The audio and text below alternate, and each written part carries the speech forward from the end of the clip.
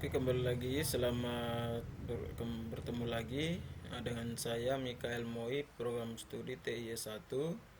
Di sini saya akan mereview UAS, soal UAS ya, untuk mata kuliah riset teknologi informasi. Jadi di sini saya akan mereview tentang sistem informasi akademik eh, di SMP Sin Peter Londolor, Kabupaten Lembata berbasis web. Oke, jadi di sini yang pertama, jadi saya mereview untuk bab satunya. Bab satu yang pertama, pendahuluan 1.1 latar belakang. Nah, kita akan menjelaskan sedikit tentang latar belakang di sini. Dunia teknologi dan ilmu pengetahuan pada saat ini berkembang pesat, mengakibatkan banyak perubahan yang terjadi dalam kehidupan manusia. Dengan adanya perkembangan teknologi ini, setiap pekerjaan akan dapat direalisasikan secara lebih baik lagi. Sebelum adanya komputer, dalam menjalankan aktivitas terasa begitu lambat dan membutuhkan banyak waktu.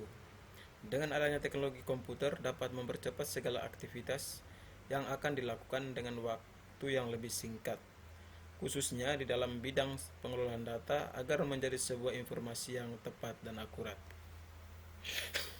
Oke, lanjut. Di dunia teknologi pendidikan tidak hanya berhubungan dengan internet saja, tetapi bisa juga dilihat dari sistem atau bagaimana cara pengolahan suatu data di sekolah, seperti permasalahan yang dihadapi di SMP Sin Peter Londolor, di mana data yang dimiliki belum terintegrasi dengan baik. Nah, pada saat ini semua kegiatan akademik di sekolah dilakukan secara manual dan komputer yang ada hanya digunakan untuk membuat laporan. Adapun kegiatan akademik di SMP Sin Peter Londolor meliputi proses pemasukan dalam data pegawai, guru, dan data siswa. Nah, proses memasukkan data jadwal mata pelajaran, penginputan data nilai siswa, proses penginformasian mengenai penerimaan siswa baru ataupun kelulusan siswa. Oke, 1.2 rumusan masalah. Jadi untuk di sini saya mereviewnya secara struktur ya, dari bab 1. 1.2 itu rumusan masalah. Berdasarkan latar belakang tersebut, maka dapat dirumuskan tentang bagaimana merancang sekaligus membangun aplikasi akademik, sekolah, dan sistem informasi yang membantu pengolahan data guru, siswa, data nilai, dan mata pelajaran berbasis website. 1.3 batas masalah. Agar tidak menyimpang dari tujuan semula, maka dibuat batasan masalah dari perumusan masalah di atas, antara lain sebagai berikut. Aplikasi akademik ini aplikasi akademik ini berupa informasi guru, siswa, jadwal mengajar guru, jadwal pelajaran siswa, penilaian untuk masing-masing mata pelajaran, dan nilai siswa. Yang B, aplikasi akademik ini juga terdapat menu dan data informasi mengenai profil SMP Sin Peter Londolor, serta dapat menu e-learning dan forum. Aplikasi akademik ini diimplementasikan menggunakan bahasa pemrograman PHP dan MySQL sebagai database. Tujuan 1.4. Nah, ada beberapa tujuan, antara lain sebagai berikut. A. Merancang dan membuat aplikasi sistem informasi akademik dengan menggunakan bahasa pemrograman PHP dan MySQL sebagai database. Yang ke B, memberikan sarana dan kemudahan untuk guru dan siswa dalam mengetahui jadwal mengajar, jadwal pelajaran, dan nilai siswa secara online. Yang ke C, membantu masyarakat memperoleh informasi sekolah secara lengkap dan cepat melalui website online ini.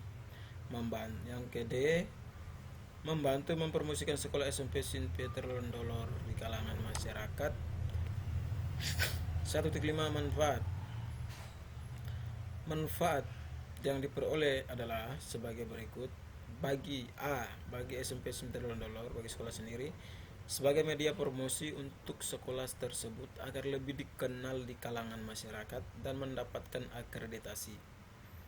Manfaat bagi guru sebagai bahan masukan rancangan sistem informasi yang berbasiskan komputer melalui sistem online sehingga mampu memberikan efisien serta efektivitas pekerjaan yang berkaitan dengan pengolahan data akademik. Oke.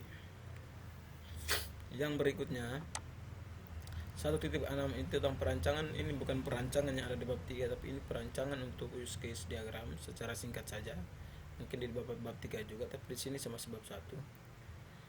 Use case diagram. Oke, jadi di sini ada